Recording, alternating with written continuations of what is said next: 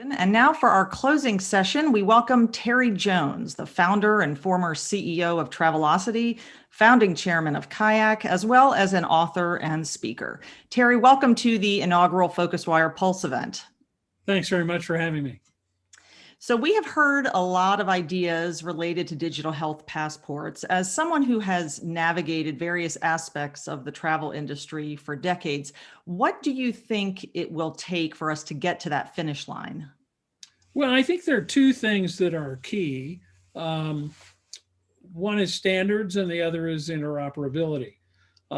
We want these passes to interoperate so that hotels and tourist attractions don't have to have dozens of connections and hundreds of apps to be able to read them.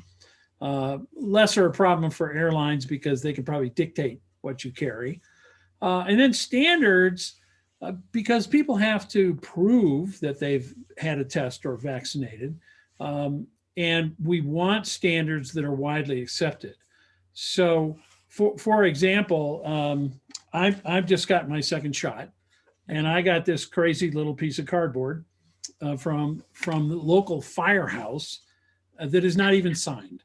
Okay, now I'm vaccinated, but how do I prove it? And I'm actually working in the state of Nevada to say, okay, how do I prove that? Because I'd love to have it on my international vaccination certificate. I can't do that today.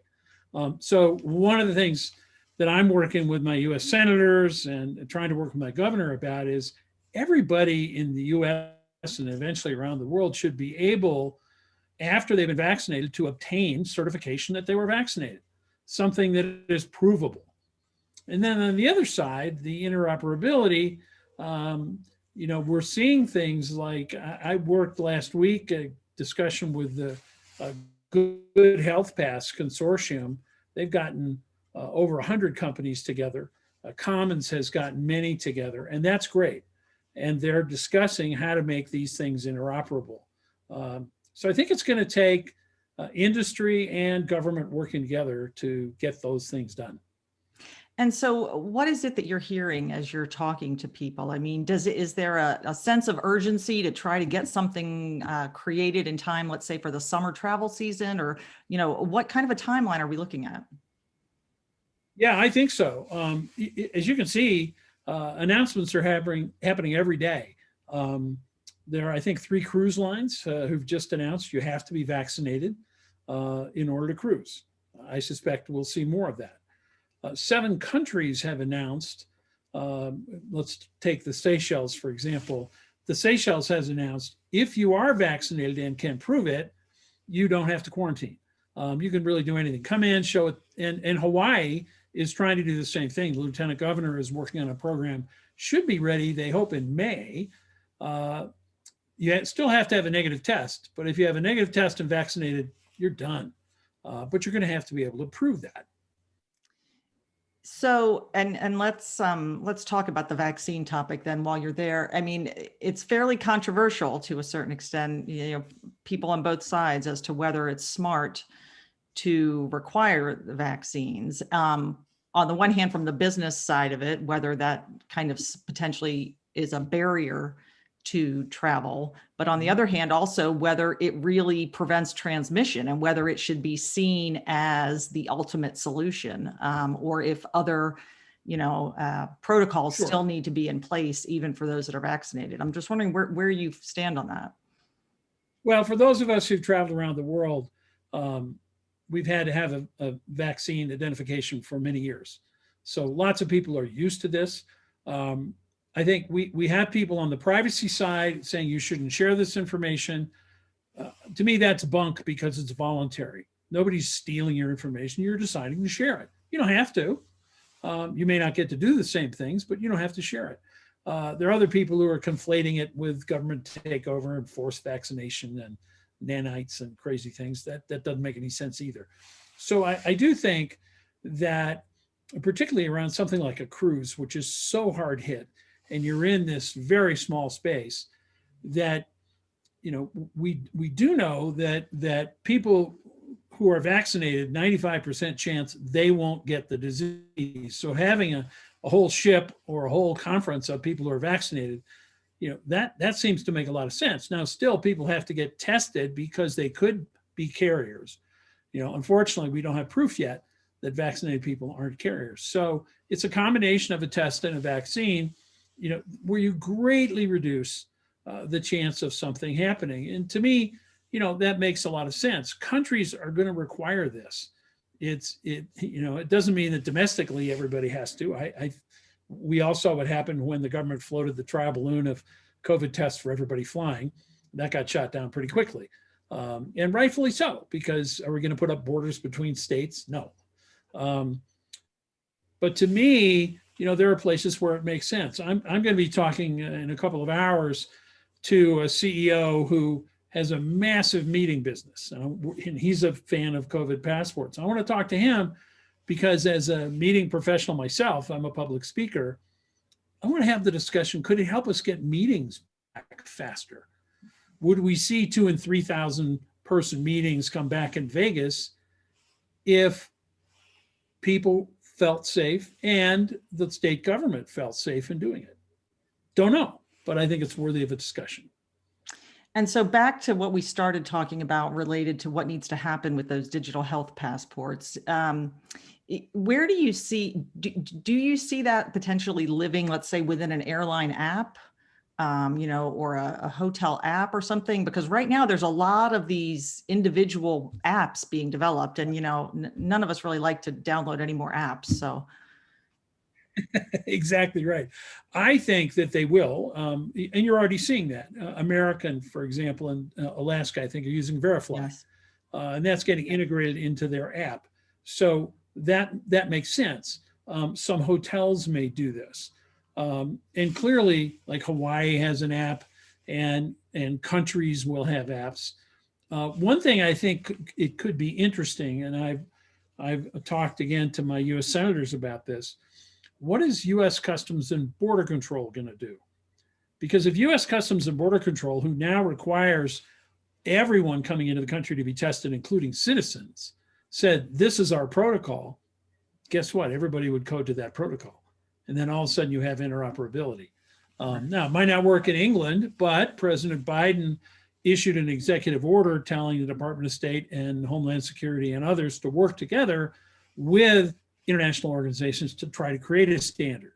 So that's happening internationally. I think for a while, we're all going to have to do what every country does, just like we have to fill out different landing cards. Right. But I think we'll see them, and we are in airline apps, perhaps in hotel apps. And then others may say, well, if you want to go on my tour, I think Globus just announced they're going to require negative tests and vaccines. Just download our app when you come and use our facility. So it'll be a little bit of a Tower of Babel for a while. It'll get sorted out just like boarding passes did. So, you have a lot of experience building B2C brands. Thinking about it from the consumer perspective, what else is needed to build their confidence, their willingness to travel? Because all of this work on the passports and things can be happening, but ultimately it comes down to that person choosing to book a flight, take a trip, that sort of thing.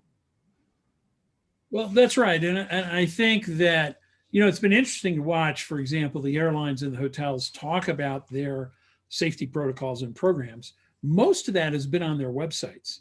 I think as travel begins to come back, we need broader campaigns because people who aren't traveling aren't going to your website. Hello. So does that mean more public relations efforts, more efforts, on display ads, social media, even television, to really get this message back? Maybe that's a place that U.S. travel can be helpful, or trade associations can be helpful in getting that message out. Hey, it's safe. Here's what travel operators are doing today to really convince people that it's okay to travel. Everybody says that the first thing that's coming back is VFR, visit friends and relatives, right? So people are already doing that. But then looks like individual leisure travel will be next. And I think all brands have to use their trade associations and other vehicles to tell people what they've done and what the new world is going to be like until maybe the end of the year. And it's not going to be the same as it was this year. Maybe it will be next year, but you can travel this year. And what about, how do we build that full picture for consumers? Because, there's so many moving parts there as you're thinking. And I'm trying to think from a personal perspective. If I'm thinking about a trip, I'm starting to wonder, what's open in the destination? What's happening at restaurants there? Is there anything for me to do? That sort of thing.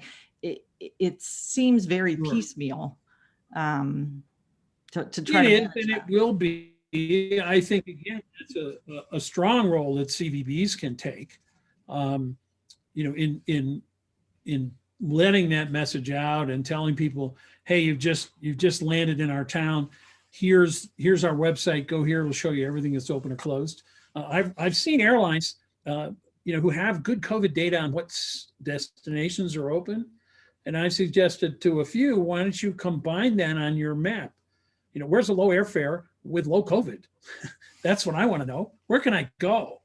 Where can I actually travel today, and give me the price? Because I think that's what the consumer's putting together in their mind. Good price, low COVID, safety. How do I get them together? Well, put them on a map. Or, if I'm a big destination, show me. Here's all the places that you can go, and here are the protocols. Masks aren't going away. Distancing isn't going away. We know that. But hey, Broadway shows are closed. And sorry, let people know. But these things are open. Right. I think that's a role for trade associations, CVBs, and travel providers, whether it's an OTA or an airline.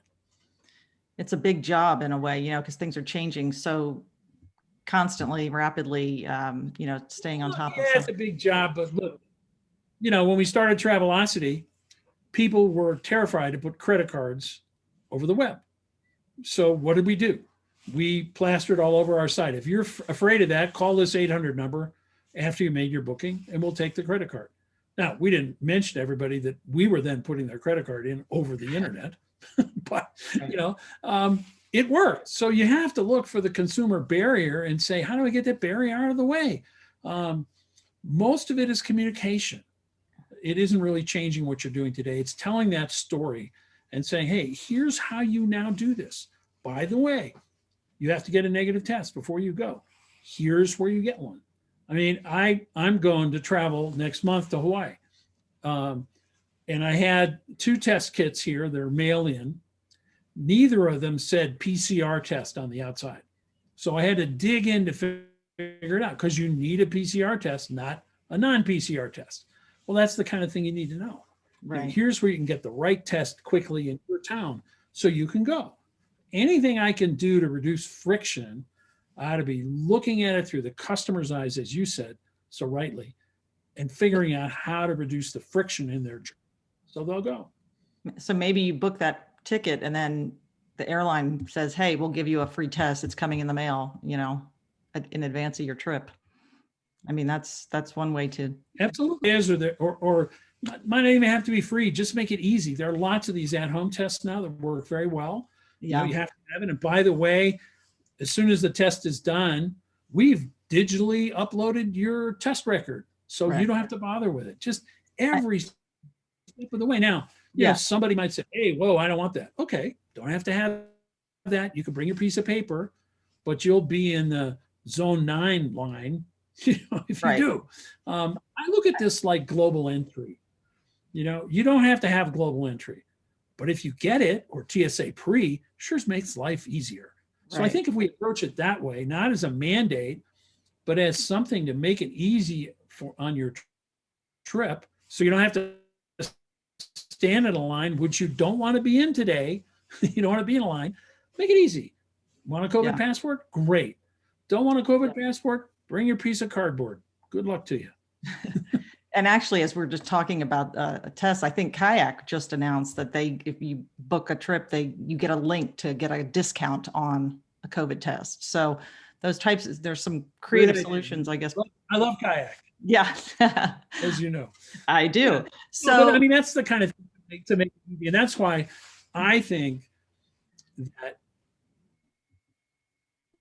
all travel companies should get behind, to say, hey, everybody who gets vaccinated should get access to a digital record. So it's easy for them to travel and prove it. That's hard today. Let's make that easy. The administration's doing a good job of getting people vaccinated, but unless I can prove it, for those of us who travel, didn't do me a lot of good. So we're getting to the end of our time here, but let's just think, what have we learned in the last year, would you say, that can create some lasting improvement in the industry for many years to come? Whether one of the thoughts I had was maybe it's just the need for more consistency between countries and borders as far as communications. And there was so much confusion early on in the pandemic. Anything that comes to mind for you that can kind of be a lasting lesson from this? Well, I think many of the things that are put in place will go away, but they need to be mothballed, as they were in Asia. Asia reacted very quickly because they've been through SARS. So they were checking temperatures, wearing masks, doing all this stuff fast. And I think the travel industry has to, if things are not needed, don't forget them.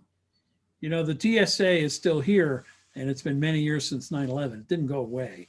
So I think those things are important. I think, contactless will stay. Some of the cleaning protocols will certainly stay.